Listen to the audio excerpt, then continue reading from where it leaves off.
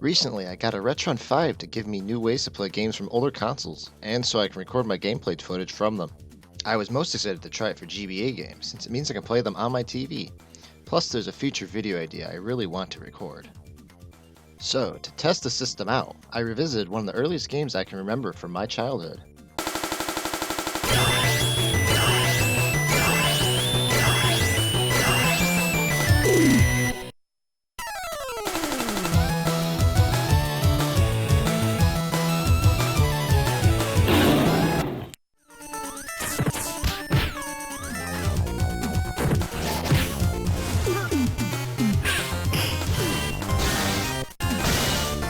This GBA game was one I played multiple times as a child, and I definitely got a blast of nostalgia playing through it again.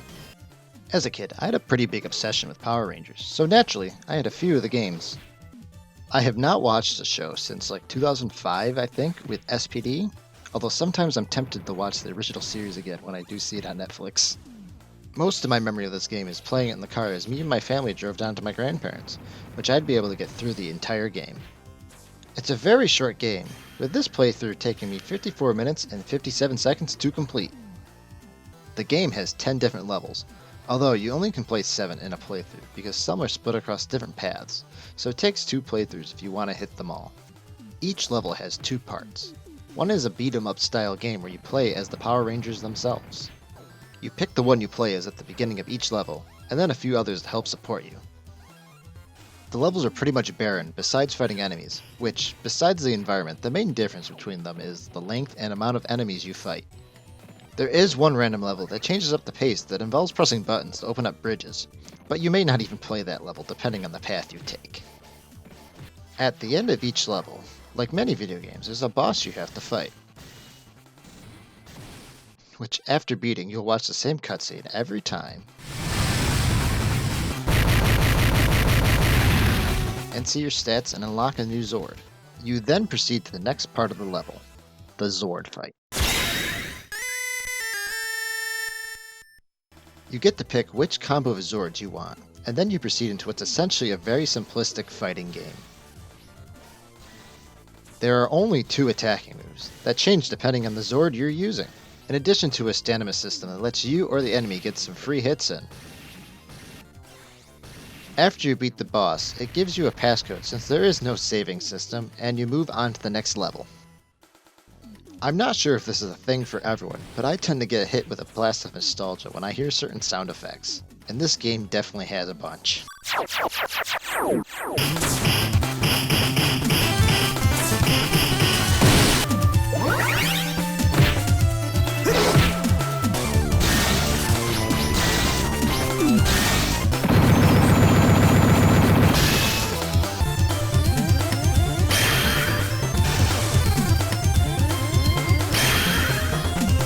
One of my absolute favorites that just hits my brain just right was the metallic punch sounds.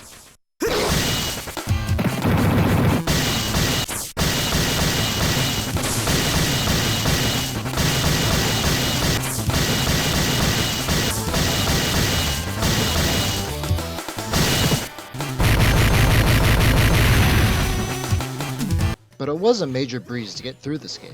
I only died once during one of the Zord fights, which I do remember those giving me a slight challenge when I was a kid. Pretty much everything else was a cakewalk though, and the game gives a generous amount of health and recharges to make sure you never have to worry about anything. All you really have to do is just spam A and maybe use one of the team-up abilities here or there for fun. Now, I'll admit, I did play on the easiest difficulty. But I was mostly playing for the nostalgia, and I figured I should give myself the same childhood difficulty experience.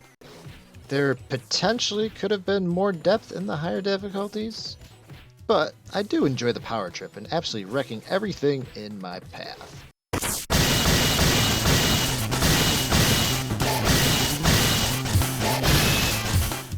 There were a lot of mechanics I didn't understand as a kid that only now just clicked as an adult. Like, the game definitely was designed to be played with the possibility for multiplayer, but I never, and still don't, have any way of playing it that way. Also, I never understood the whole password mechanic when I was younger, so kid me always wondered how to unlock certain Zord combos that was only possible with multiple playthroughs. Also,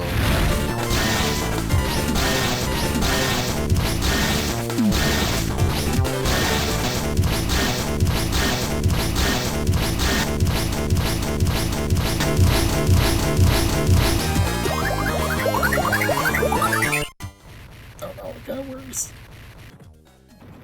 So overall, this game is very simple, and isn't necessarily anything great, but it's enjoyable enough for the short periods you'd be playing it.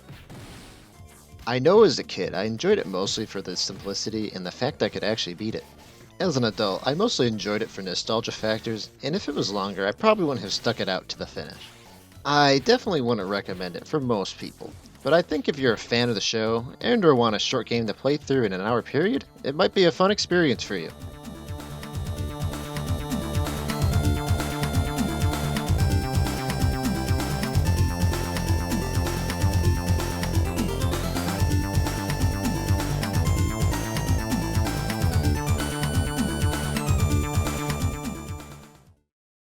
Hey there.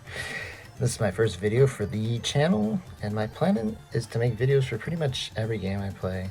There'll be a couple systems I have some limitations for. I play a wide range of games, both old and new, and there's a few others I've completed with videos that I'm excited about on the way. There'll definitely be more reviews like this one, and I hope to do more humorous content and more in-depth gameplay with some storytelling stuff too.